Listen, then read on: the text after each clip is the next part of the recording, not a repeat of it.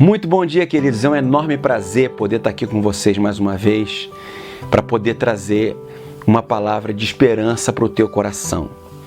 Eu queria ler com vocês um texto da palavra de Deus que se encontra no livro do profeta Ezequiel, no capítulo de número 37, a partir do verso 1, que diz assim: A mão do Senhor estava sobre mim e por seu espírito ele me levou a um vale cheio de ossos.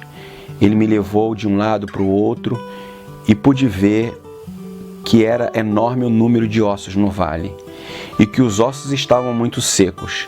Ele me perguntou: Filho do homem, estes ossos poderão tornar a viver? Respondi: Ó soberano Senhor, só tu sabes. Então ele me disse: Profetize a estes ossos e diga-lhes: ossos secos, ouçam a palavra do Senhor. Até aqui. Esse texto fala do momento, do tempo em que o povo de Israel se encontrava no cativeiro. E Deus então chama o profeta através de uma visão e o leva a um lugar para que ele visse um vale cheio de ossos sequíssimos. E Deus então, diante daquele quadro de caos, de morte, de total desesperança, pergunta para ele: você acredita que esses ossos podem voltar a ter vida novamente? E o profeta então, diante da situação, disse: o Senhor sabe, ou seja, do ponto de vista humano eu não acredito, mas o Senhor tem o poder para fazer isso. Então Deus diz para ele assim: então você vai profetizar para os ossos, para que esses ossos voltem a ter vida. O texto prossegue dizendo que o profeta então profetiza só para espírito e diz para os ossos voltarem a ter vida novamente.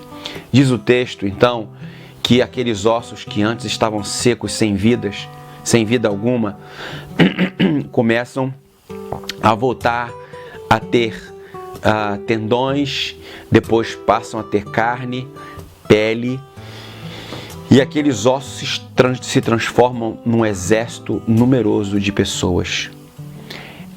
Esse texto nos traz uma lição muito preciosa. Muitas vezes nós olhamos para algumas áreas da nossa vida, para pessoas que nós amamos, e vemos como se fosse um grande número de ossos secos, ou seja, sem esperança, sem perspectiva de mudança nenhuma. E muitas vezes nos deixamos admirar pelo quadro de caos, de desesperança que tantas vezes cerca o nosso coração. Muitas vezes olhamos para os nossos filhos, nos vemos eles se distanciando do que é bom, indo muitas vezes para a droga, para a bebida, para a destruição. E nós ficamos sem saber o que fazer, conversamos e nada funciona. Muitas vezes no casamento, hoje olhamos para a nossa esposa, olhamos para os nossos cônjuges, para o marido, e vemos que cada vez mais a coisa parece que piora. E a gente começa a ficar completamente desesperançado. Na maioria das vezes, as pessoas tendem a ficar assimilar aquela situação como se não tivesse mais possibilidade de mudança. Mas o que esse texto nos ensina é que Deus diz ao profeta: então profetiza para que esses ossos voltem a ter vida.